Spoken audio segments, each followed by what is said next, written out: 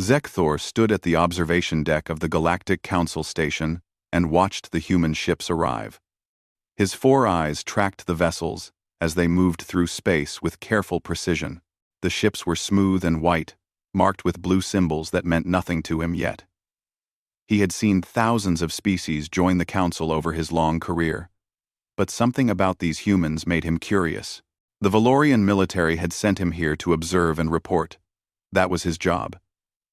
He watched species, studied their strengths and weaknesses, and told his superiors what to expect. Most new species were easy to understand. The strong ones showed their power immediately. The weak ones asked for protection. But humans were different in a way he could not yet define. Commander Jake Morrison was the first human Zekthor met in person. The human male walked into the observation deck, wearing a dark blue uniform. He was short by galactic standards, barely reaching Zekthor's shoulder. His skin was pale. His body looked soft, and he had no visible weapons or armor. When he smiled at Zekthor, showing his white teeth, the Valorian felt a small shiver run through his scales. Showing teeth was aggressive in most species, but humans seemed to do it when they were friendly. "You must be Zekthor," Jake said, extending his hand forward. "I'm Commander Morrison. It's good to meet you." Zekthor looked at the hand. He knew about human handshakes from his briefing files. He reached out and grasped the human's hand carefully. It felt warm and fragile in his grip. He could crush it without effort if he wanted to.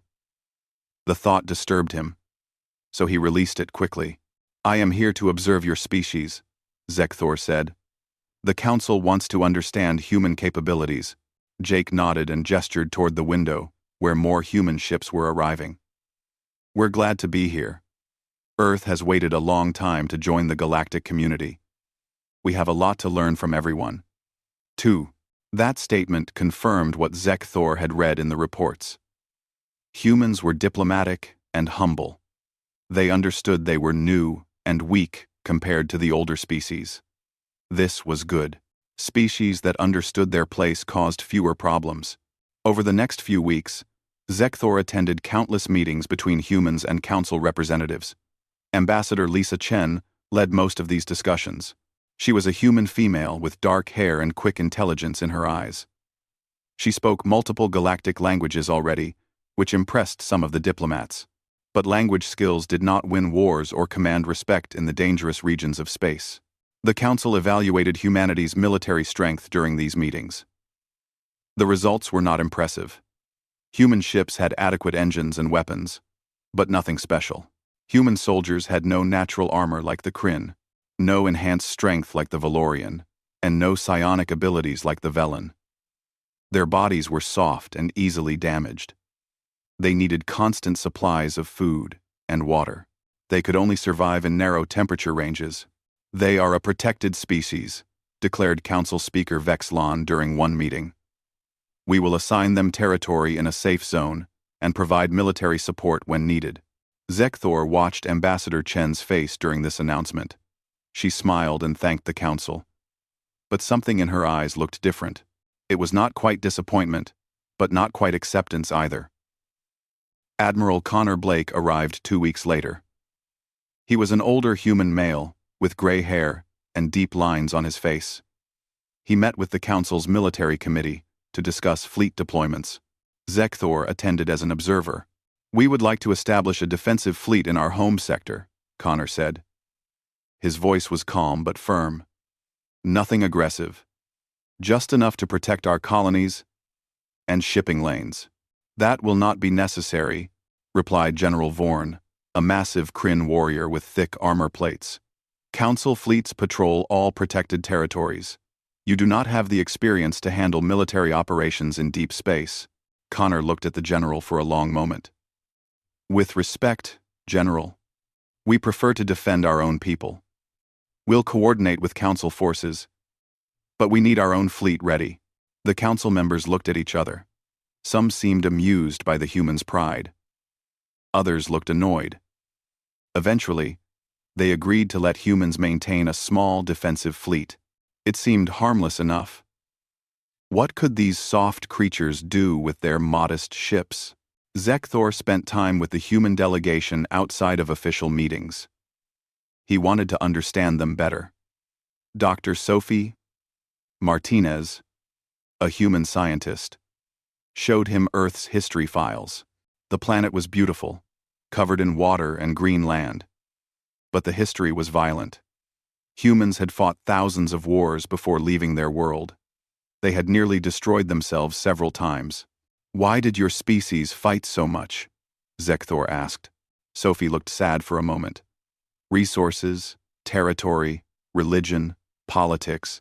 Sometimes just because we were different from each other. We're not proud of everything we've done, but we learned from it. And now? Now we're united. When we discovered we weren't alone in the universe, all those old differences seemed small. We're humans first now. Everything else comes second." Zekthor found this interesting but not unusual. Many species unified when they reached space. The real test was how they handled conflict with others. One evening, Zekthor found Jake Morrison in the station's observation lounge. The human was looking at Earth through the large windows. The planet glowed blue and white in the distance. "Do you miss it?" Zekthor asked. Jake nodded. "Every day. I have family down there, a wife and 2 kids. But this is important work. We need to make sure humanity has a place out here. The Council will protect you," Zekthor said. Jake turned to look at him. The human's eyes were dark and intense. "I'm sure they will. But we've learned something over thousands of years on Earth. You can't always count on others to save you." Before Zekthor could respond, an alarm began echoing through the station. Red lights flashed in the corridors. A voice announced over the speakers that the Krell swarm had attacked a colony in the outer sectors. The Krell were insectoid creatures that consumed everything in their path. They had been a threat to the galaxy for decades. Zekthor watched Jake's reaction closely. The human did not panic or look afraid. Instead, his expression became focused and cold. His body language changed completely. The friendly diplomat disappeared, and something else took his place. "I need to contact my ship," Jake said quietly. Then he walked quickly toward the communication center. Zekthor followed, his curiosity growing. The attack was far from human territory. It did not threaten them directly, but something in Jake's reaction suggested the humans would not simply watch from safety. He began to suspect that his reports about humanity might need revision. These creatures, with their soft bodies and friendly smiles, were not quite what they appeared to be, but he did not yet understand what they truly were. That knowledge would come later, written in fire and blood across the stars. The colony on Kepler 442b was not important in galactic terms. It was a mining outpost where several species worked together to extract rare minerals from the planet's crust. About 3,000 workers lived there, in simple buildings, surrounded by the planet's red desert. Zekthor had been assigned to visit the colony with a human military unit. It was supposed to be a routine inspection. Everything changed when the Krell ships appeared in orbit. Zekthor was in the command center when the alarm started. Captain Ryan Hayes, the human officer in charge of the small marine garrison, moved to the communications console immediately. His face showed no emotion as he read the reports. "Krell bioships, 12 of them. They're launching drop pods," Ryan said. His voice was steady and calm. "We have maybe 30 minutes before they land." The colony administrator, a nervous Pelon male, began issuing evacuation orders. "Everyone to the transport ships. Standard procedure for Krell attacks. We abandon the facility." Ryan looked at the administrator. "How long to evacuate everyone?" "At least 2 hours, maybe 3. Then we don't have time. The Krell will be here in 30 minutes. Lieutenant Megan Brooks, Ryan's second in command, was already working at another console. She was a lean, human female, with sharp eyes and quick movements. "Captain, the civilian transports need at least 90 minutes of clear airspace to get everyone off-planet safely. If the Krell establish air superiority, those ships become targets. Ryan nodded slowly. Then he touched his communication device. All human personnel, this is Captain Hayes. We're staying. We hold the line until evacuation is complete. No arguments, no discussion. Get to your positions now. Zekthor felt his scales tighten with shock. You cannot hold against the Krell. No species can. You must evacuate with everyone else. Ryan turned to look at him. The human's eyes were cold and hard. Those civilians include 200 human workers, plus about 800 people from other species. We don't leave people behind. 40. And disputes. They're not a glom. That's not how we do things. You have only 200 Marines, Zekthor said. The Krell will send thousands of warriors. This is suicide. Maybe, Ryan said. But it's our choice. You're welcome to leave on the first transport if you want. Zekthor thought about it. His duty was to observe and report. He could not report anything if he was dead. But something made him stay. He needed to understand what humans were about to do, even if it meant watching them die. The human Marines moved with impressive speed. They set up defensive positions around the colony's perimeter. They placed weapons Zekthor recognized as ballistic firearms alongside energy weapons. They dug trenches and erected barriers. They set up strange tubes that Lieutenant Megan explained were mortars for indirect fire. Private Alex Turner was a young human male who looked barely old enough to be a soldier. He was setting up ammunition crates near Zekthor's observation position. His hands shook slightly as he worked. Are you afraid? Alex looked up at him and smiled. It was not a happy smile. Terrified. But my great-grandfather landed on a beach in France while people shot at him. My grandfather flew helicopters in Vietnam. My mom served in the Mars colony defense. Being scared is normal. Running away when people need you? That's not acceptable in my family. Before Zekthor could respond, the Krell drop pods began hitting the ground around the colony. They opened like flowers, and insect warriors poured out. The Krell were massive creatures, each one bigger than 2 humans. They had thick armor plates, razor-sharp claws, and mandibles that could bite through steel. They moved fast and attacked without fear or mercy. The human Marines opened fire. Zekthor watched in amazement as the humans fought. They did not panic. They did not run. Each Marine knew exactly what to do. They fired in controlled bursts, covering each other's positions. When one human's weapon ran empty, another provided covering fire while they reloaded. It was like watching a single organism with many parts working together perfectly. The Krell warriors charged the defensive lines. They should have overwhelmed the humans through sheer numbers and strength. But the humans had prepared for this. The mortars began firing, dropping explosive rounds behind the Krell lines. Machine guns cut through the charging warriors. When Krell broke through the outer defenses, humans fell back to secondary positions in perfect order. Captain Ryan moved through the battlefield like he had done this 100 times before. He shouted orders, directed fire, and pulled wounded Marines to safety. Lieutenant Megan coordinated artillery strikes from the command center, her voice never rising above a calm, professional tone, even as Krell warriors smashed against their defenses. The battle continued for hours. The sun set over the red desert, and the fighting continued in darkness. Humans used flares and night vision equipment.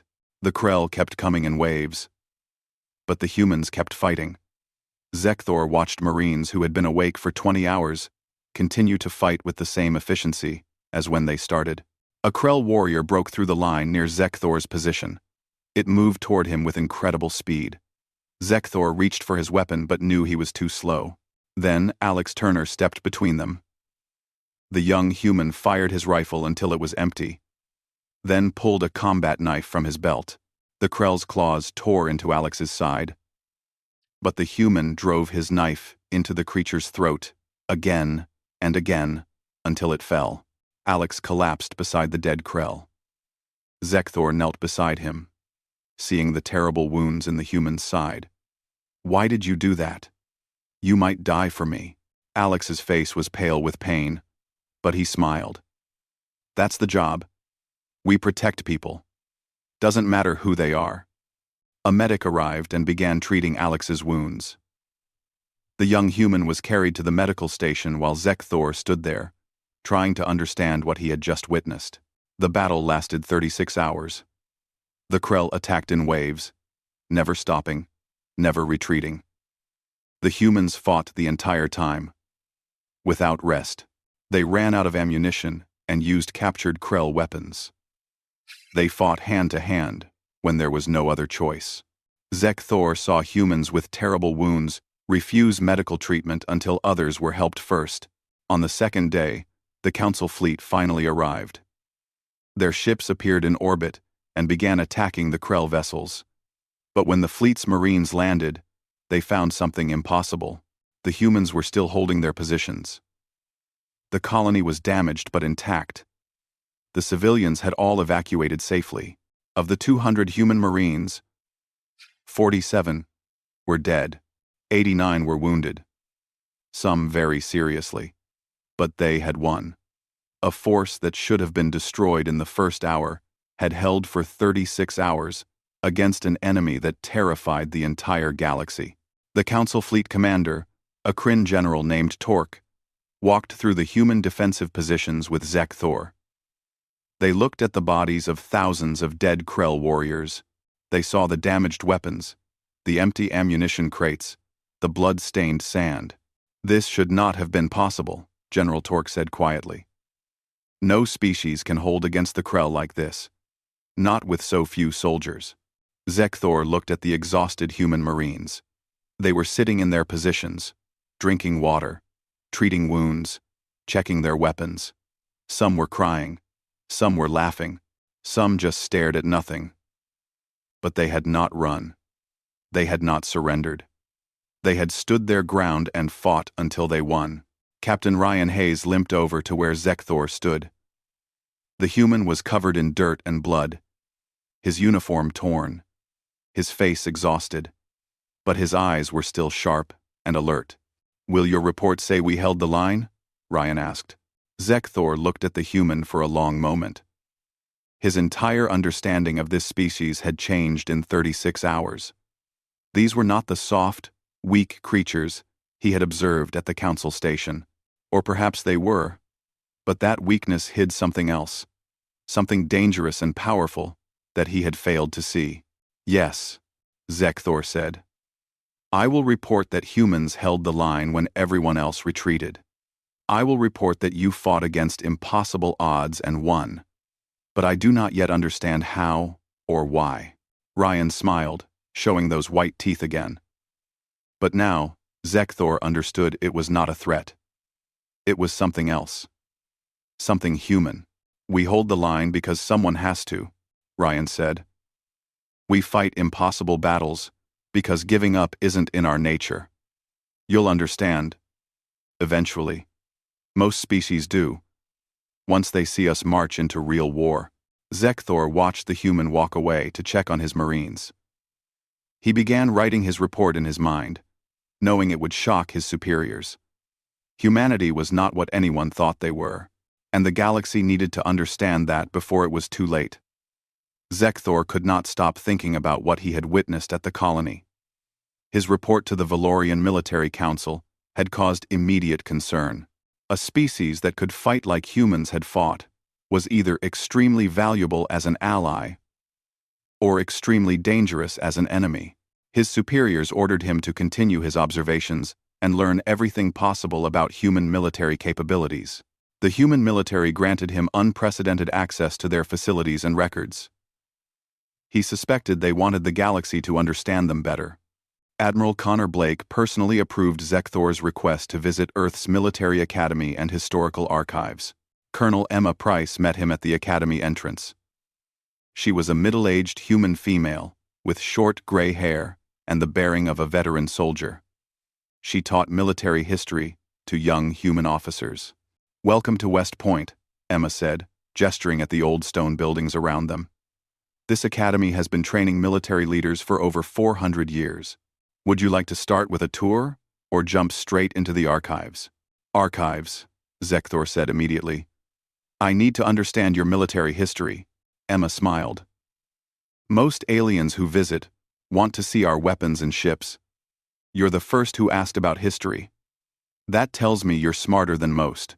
She led him to a massive library filled with books, documents, and holographic displays. Zekthor spent the next 3 weeks reading, watching, and learning. What he discovered shocked him more than the battle at the colony. Humans had been fighting wars for over 10,000 years. The records showed conflicts in every environment on Earth. Deserts, jungles, mountains, oceans, frozen wastelands. Humans had fought everywhere and learned to survive everywhere. Most galactic species had a few centuries of pre-space warfare in their history. Humans had millennia. Why so much war?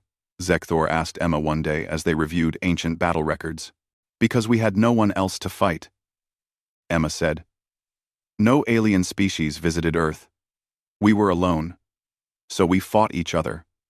Over land, resources, religions, ideologies, sometimes for stupid reasons, sometimes for survival. Each war taught us something new.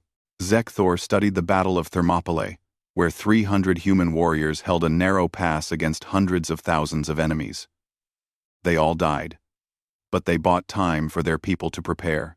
He read about the Alamo, where fewer than 200 defenders fought against thousands, knowing they would lose but fighting anyway. He learned about Stalingrad, where humans fought for every street, every building, every room in a city, refusing to surrender even as it burned around them. Your history is filled with last stands, Zekthor observed.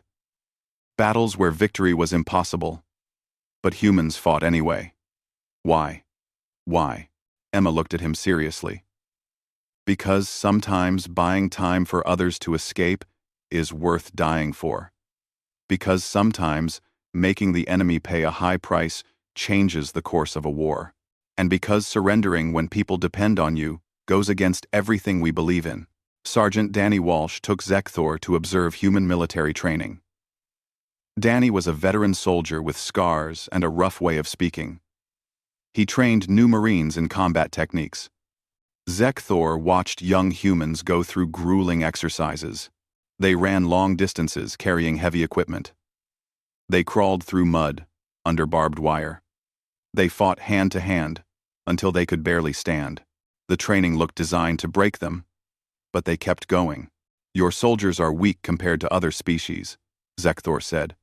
Why train them so hard when they will never match Kryn's strength or Valorian speed? Danny laughed. Because we're not trying to match you.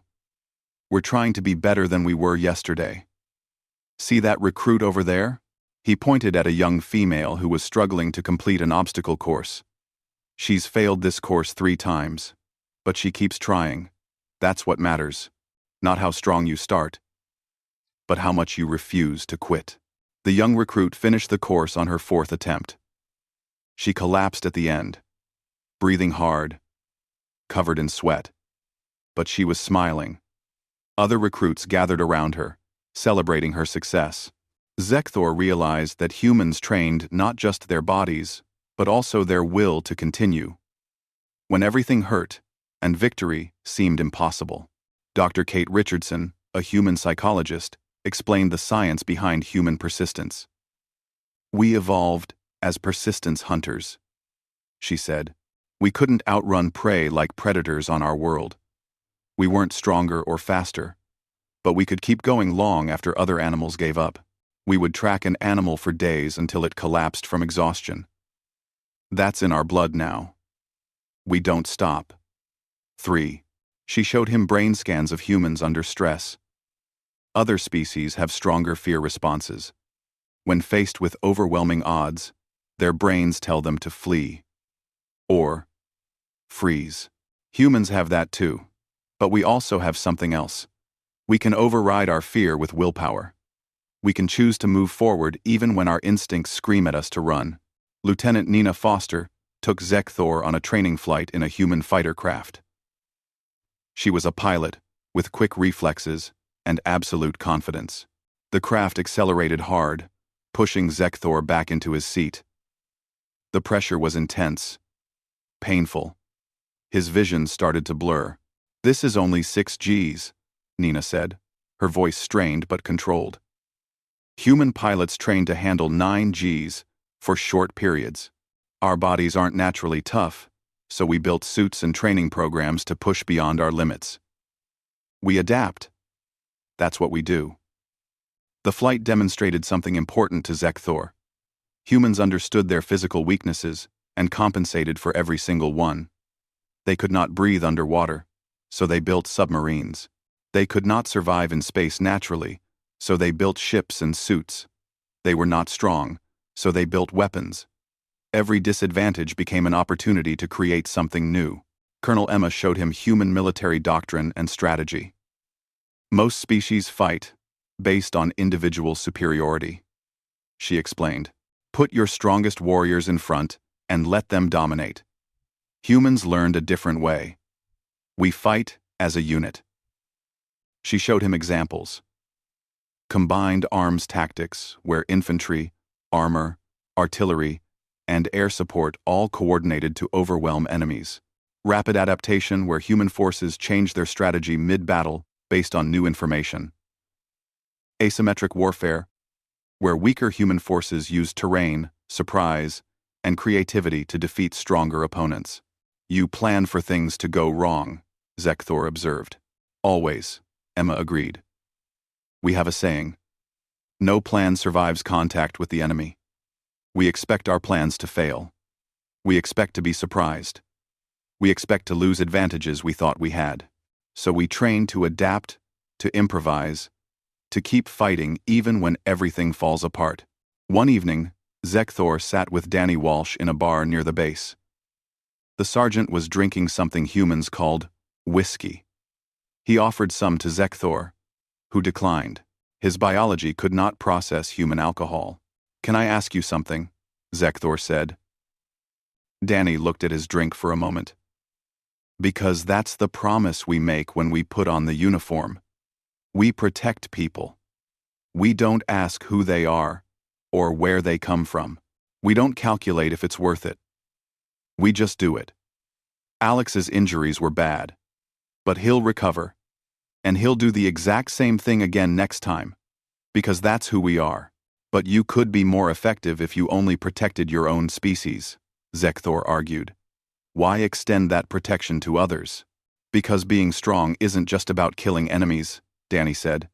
"It's about what you choose to protect. Yeah, we could be ruthless.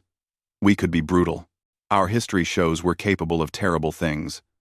But we decided a long time ago that we wanted to be better than our worst impulses. We created rules of war. We treat prisoners with dignity. We help the wounded, even enemy wounded. Not because it's efficient, but because it's right." Zekthor spent 3 months studying humanity.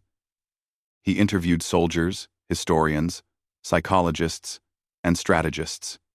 He read about human philosophy, culture, and values. Slowly, piece by piece, he began to understand. Humans were not strong because of their bodies or their technology. They were strong because they had spent thousands of years fighting themselves and learning from every mistake, every loss, every victory. They had turned warfare into a science and an art. They had learned that physical strength mattered less than tactical thinking, unit cohesion, adaptability, and the sheer refusal to surrender. Most terrifying of all, humans understood their own capacity for violence and had chosen to control it. They could be more brutal, more ruthless, more cruel. But they had created ethics and laws to govern their warfare.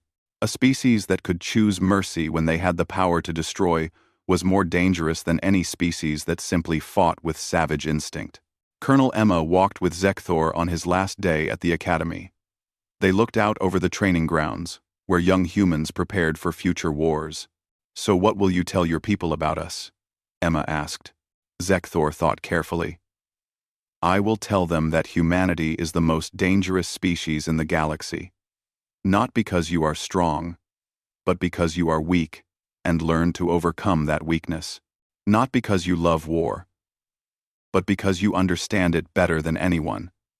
And not because you are ruthless, but because you choose restraint, even when you could choose violence. Emma nodded. That's probably the most accurate assessment anyone has made of us. The question is, will the galaxy understand before they make the mistake of treating us like victims who need protection? After what I saw at the colony, Zekthor said, I think the galaxy is about to learn that lesson. The Krell will not stop their expansion, and when they threaten the core worlds, the Council will need warriors who know how to win impossible battles. Then I hope they're ready, Emma said quietly, to watch humans march to war. The emergency session of the Galactic Council was chaos. Representatives from 17 species crowded into the chamber, all speaking at once, all demanding action.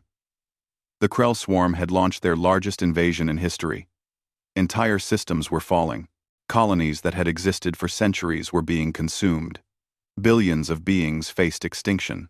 Zekthor stood in the observation gallery, watching the panic unfold below. He had returned from Earth just in time to witness the crisis. Council fleets were retreating on every front. The strategy was always the same when facing the Krell.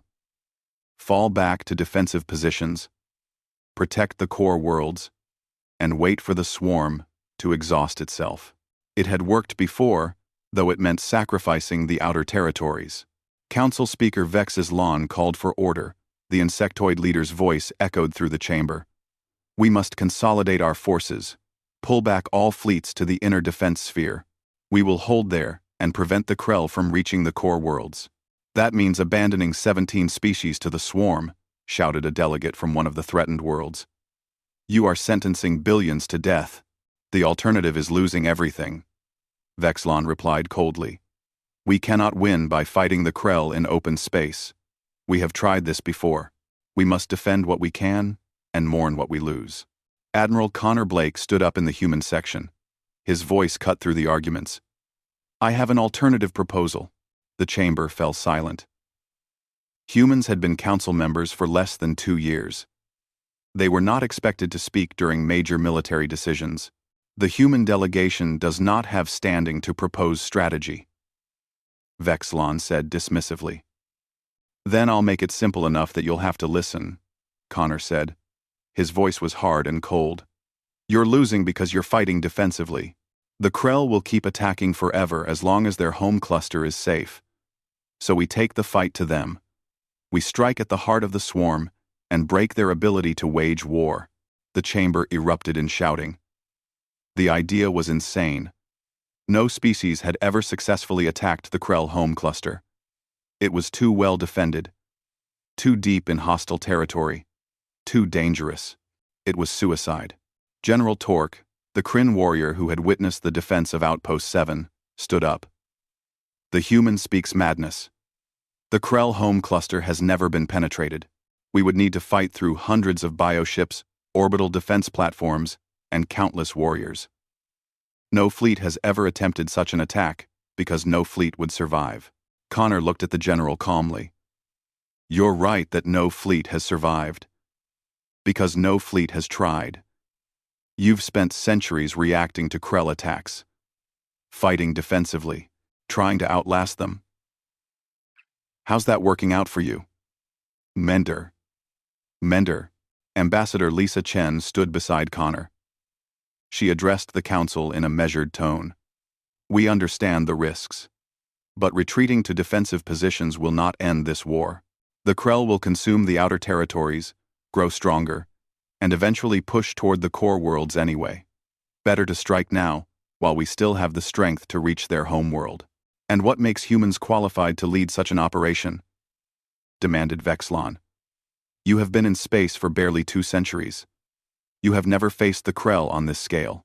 Because we've been fighting wars like this for 10,000 years, Connor said flatly.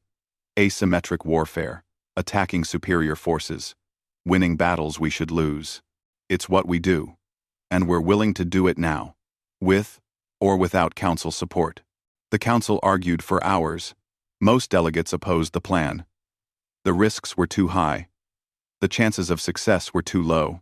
Sacrificing ships on a desperate attack would only weaken the defenses of the core worlds. But some delegates from the threatened outer territories supported the human proposal. They had nothing to lose. Retreat meant their death anyway. At least this plan offered hope. Finally, the Council reached a compromise. Humanity would be given operational independence for this mission. They could use their own fleet and accept volunteers from other species. But they would receive no official Council support. If they failed, the Council would deny involvement. If they succeeded, well, the Council would re-evaluate humanity's status. Zekthor was assigned as an official observer for the Valorian Empire. He would accompany the human fleet and document everything. His superiors wanted to know if humans could actually accomplish what they claimed. The human fleet gathered at the edge of Council space. Zekthor watched the ships arrive from the observation deck of the ESS Valiant, Admiral Connor's flagship. 300 warships of various sizes, 50,000 Marines and support personnel. Numerous supply vessels, medical ships, and support craft. It was humanity's entire deep space military. They were betting everything on this one operation. Zekthor walked through the ship's corridors, observing the crew. They were busy preparing for battle, checking weapons, running drills, reviewing tactical plans. What struck him was the atmosphere. These humans knew they might not return. They knew the odds were against them.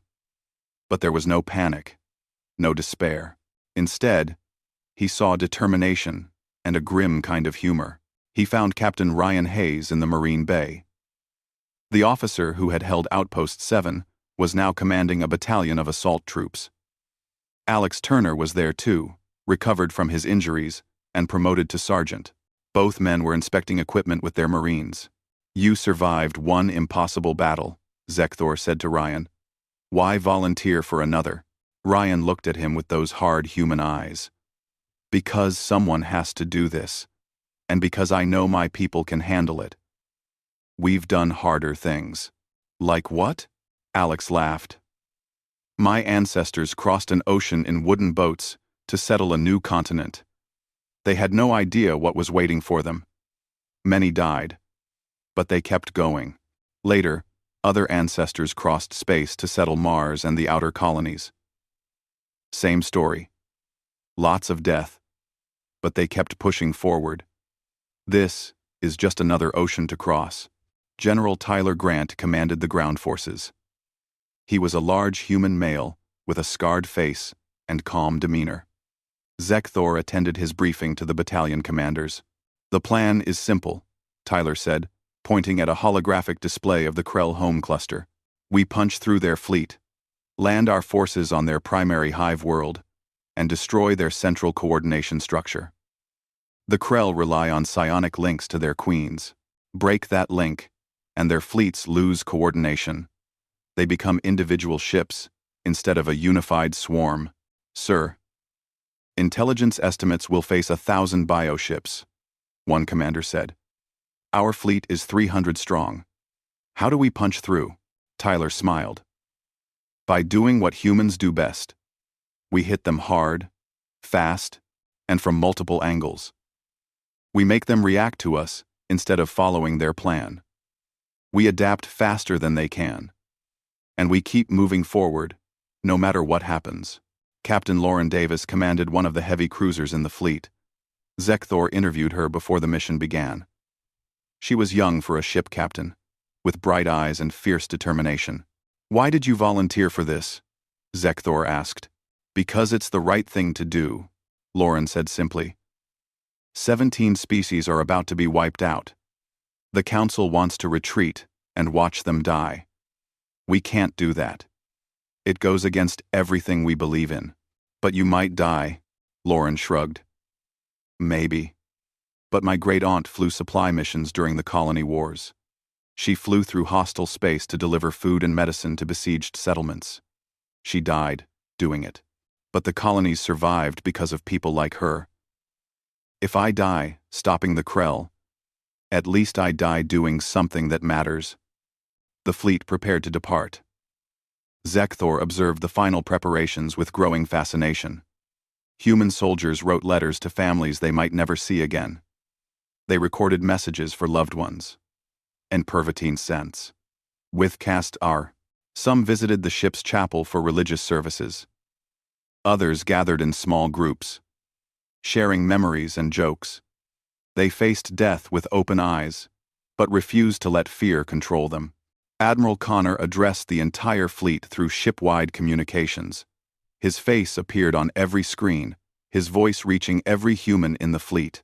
I won't lie to you. What we're about to do is dangerous. Many of us won't come home. But we're doing this because it's necessary. Because those 17 species deserve a chance to survive. Because the galaxy needs to learn that the Krell can be beaten. And because we're humans. And we don't run away when people need help. He paused, letting his words sink in. We're the newest species in galactic space. We've got something to prove. So let's show them what humans can do. Let's show them that we're not victims who need protection. Let's show them warriors who march toward the enemy while everyone else retreats. And let's make damn sure the Krell remember the day they met humanity. The fleet erupted in cheers, thousands of voices shouting their determination. Zekthor watched the human faces on the screens around him. They were afraid. He could see it in their eyes. But they were also excited, determined, ready. They knew what was coming, and they marched toward it anyway. The fleet began moving. 300 ships accelerating toward the edge of Council space, toward Krell territory, toward the most dangerous military operation in galactic history. Other species watched in disbelief. Humans were advancing, while the entire galaxy retreated. Zekthor stood on the bridge of the ESS Valiant as the fleet crossed into Krell space. Red alerts flashed on every console. Krell bioships were already moving to intercept. The battle would begin soon. He watched Admiral Connor giving orders. Watched the human crew working with practiced efficiency. Watched Captain Lauren Davis's ship taking position in the formation. These humans with their fragile bodies and short lives were marching into hell because they had decided it was necessary. For the first time, Zekthor truly understood humanity's place in the galaxy. They were not the strongest species. They were not the smartest or the fastest. But they were the ones who kept marching when everyone else stopped. And that made all the difference. The first Krell ships appeared on the scanners. The battle for the Krell home cluster was about to begin. The Krell fleet came at them like a living wall. Hundreds of bioships, each one grown rather than built, each one filled with warriors bred for killing. Their ships looked like massive insects with weapons that fired biological projectiles capable of eating through armor. The galaxy had feared the Krell for good reason. Zekthor watched from the bridge of the ESS Valiant as Admiral Connor gave orders. The human fleet did not slow down. They accelerated directly toward the Krell formation. All ships, diamond formation. Heavy cruisers take point. Destroyers provide cover fire. Fighters launch when we're in range. Connor's voice was calm, like he was ordering dinner instead of leading a charge into death. The fleets collided in a storm of fire and energy. Krell bioships released swarms of smaller attack craft. Human fighters met them head-on, engaging in brutal dogfights. Zekthor watched the tactical display in amazement. Human ships moved in coordinated patterns, covering each other, concentrating fire on individual Krell vessels.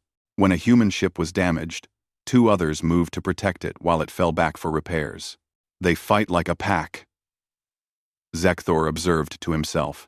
That's exactly what we are, said Lieutenant Commander Greg Sullivan, the Valiant's tactical officer. He was a stocky human male with steady hands. Lions hunt alone. Wolves hunt in packs. Humans are wolves. A Krell bioship twice the size of the Valiant turned toward them, weapons charging. Connor ordered evasive maneuvers. The human ship twisted away from the incoming fire, and 3 human destroyers immediately converged on the Krell vessel, pounding it with coordinated strikes. The bioship's armor cracked, then shattered. The battle raged for hours. The human fleet pushed deeper into Krell space, fighting every kilometer of the way. They lost ships. Zekthor watched the destroyer ESS Defiant explode after taking direct hits from 3 Krell vessels. Over 200 humans died in that single moment, but the fleet kept moving forward. "Admiral, we've lost 14 ships," reported the communications officer, a young human female named Claire Simmons. Her voice shook slightly, but remained professional. Connor nodded grimly. "Continue the advance. We're committed now." Crowded. More Krell ships appeared on the sensors. The main Krell defense fleet was moving to intercept. Over 400 bioships were converging on the human position. The odds were impossible. "All ships, prepare railgun barrage," Connor ordered. The human fleet released a wave of kinetic projectiles. These were not energy weapons, but solid slugs, accelerated to incredible velocities. Most species had abandoned such weapons as primitive, but at these speeds, mass became the ultimate weapon. The railgun slugs punched through Krell bioarmor like it was paper. The Krell formation broke apart in confusion. Their command ships were destroyed or damaged. Without central coordination, individual bioships began acting independently, losing the tactical advantage of swarm tactics. "They're reacting now, instead of planning," Connor said with satisfaction. "All ships, press the attack. Don't give them time to reorganize." The human fleet drove forward like a spear into the heart of the Krell defense. They took terrible losses, but they never stopped moving. Zekthor realized this was the human way of war. Accept casualties, absorb damage, but never stop advancing. Keep the enemy reacting. Keep pushing until something breaks. After 18 hours of continuous battle, the human fleet reached the Krell home world. The planet was a nightmare landscape of hive structures and bioorganic towers. Millions of warriors lived on its surface. This was where the Krell queens resided, where the psionic network that controlled the entire swarm originated. "Begin landing operations," General Tyler Grant ordered from the assault carrier. Zekthor accompanied the Marine assault. He was in a drop pod with Captain Ryan Hayes and his battalion. The pods launched from the assault carriers and plunged toward the planet's surface. Anti-aircraft fire filled the sky. Several pods were destroyed, but most made it through. The pods slammed into the ground near one of the massive hive structures. The doors blew open, and Marines poured out into hell. Krell warriors were everywhere, attacking from every direction. The Marines formed defensive positions immediately, laying down suppressing fire. "Move forward! Don't stop moving!" Ryan shouted. His voice carried over the communication channel to every Marine. "We need to reach the central hive before reinforcements arrive." The Marines advanced through the hive structures. It was brutal, close-quarters fighting. Krell warriors were faster and stronger than humans, but the Marines fought in teams, covering each other, using their weapons and tactics to overcome physical disadvantages. When ammunition ran low, they used captured Krell weapons. When those failed, they fought with combat knives and bare hands. Zekthor watched Sergeant Alex Turner lead a squad through a narrow tunnel. A Krell warrior ambushed them from above, killing 2 Marines instantly. Alex dove forward, stabbing his knife into the creature's weak points with practiced precision. Another Krell attacked from behind. A Marine named Claire Simmons, who was actually a combat medic, shot it with her sidearm. Then, she immediately moved to treat the wounded Marines, working calmly despite the chaos around her. "Why do you fight so hard?" Zekthor asked Alex during a brief moment of cover. "You are outmatched physically. You are in the enemy's home. Logic says you should lose." Alex reloaded his weapon and grinned. "Logic also said we couldn't fly, couldn't go to the moon, couldn't survive in deep space. We've been proving logic wrong for thousands of years. It's kind of our thing." The human forces pushed deeper into the hive. They lost Marines with every step, but they kept moving. General Tyler led one assault team personally, fighting alongside his soldiers. Admiral Connor coordinated orbital strikes to support ground operations, bringing his ships dangerously close to the surface to provide fire support. After 36 hours of fighting, Captain Ryan's battalion reached the central chamber. It was massive, filled with Krell queens and the bioorganic machinery that controlled the psionic network. Thousands of warriors defended it. All units, this is Hayes. We've found the target. Calling in strike coordinates now, Ryan reported. Negative, on the orbital strike, came General Tyler's response. Too much interference. You'll have to do it manually. Plant the charges and extract. Ryan looked at his remaining Marines. He had started with 500. He had less than 100 left. They were all wounded, exhausted, running low on ammunition. But every one of them nodded. You heard the general. Let's finish this. The final assault was desperate and bloody. Marines charged into the central chamber, fighting through waves of Krell warriors. They planted explosive charges on the psionic network machinery while under constant attack. Zekthor watched Alex Turner covering his squad leader, firing until his weapon ran empty, then using it as a club when there was no time to reload. The charges were set. Everyone out! 30 seconds! Ryan shouted. The Marines ran for the exit. Not all of them made it. The explosion tore through the central chamber, destroying the psionic network in a massive blast. Zekthor felt it through his communication device. Thousands of Krell voices screaming in confusion as their network collapsed. The effect was immediate. Across the Krell home cluster, bioships stopped coordinating. They began fighting individually instead of as a unified swarm. The human fleet, still organized and coordinated, took advantage of the chaos. They destroyed Krell ships that no longer supported each other. They hunted down the disorganized warriors. The Krell Overmind, the supreme intelligence controlling the swarm, attempted to negotiate. It offered territory, resources, peace treaties. Admiral Connor's response was broadcast across the entire galaxy. We didn't come here to negotiate. We came here to make a point. The point is this. Humanity protects the weak. We fight impossible battles. And we win. The Krell swarm surrendered completely 3 days later. For the first time in galactic history, the swarm was broken. Not destroyed, but defeated so thoroughly they would never threaten the galaxy again. The human fleet returned home. They had lost 114 ships and 19,000 personnel, nearly 40% casualties. But they had saved 17 species from extinction and proven the Krell could be defeated.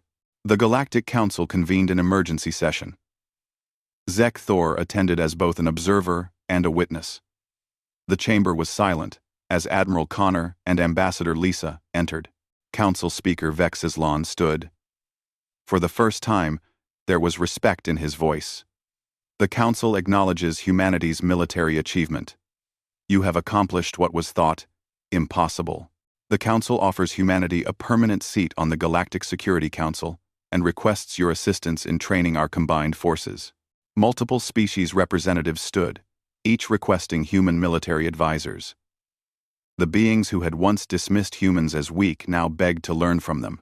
Zekthor submitted his final report to the Valorian Empire. It was simple. Humanity is not the strongest species. They are not the fastest, toughest, or most advanced, but they are the most dangerous because they refuse to accept defeat. They see impossible odds as challenges to overcome. They march forward when every instinct screams to retreat. The galaxy has underestimated them because we measured strength by physical standards. Humans taught us that true strength comes from will, determination, and the refusal to quit.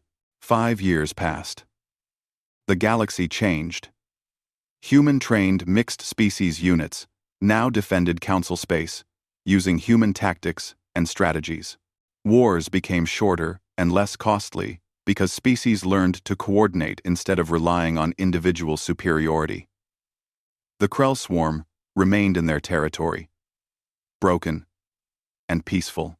Zekthor accepted a permanent position at the Galactic War College, teaching human military history. His lectures were always full. Species across the galaxy wanted to understand the humans who had changed everything. He kept a photograph on his desk from Outpost 7. Captain Ryan Hayes stood with his Marines, all of them wounded and exhausted, but smiling. Next to it was another photo from the Krell homeworld.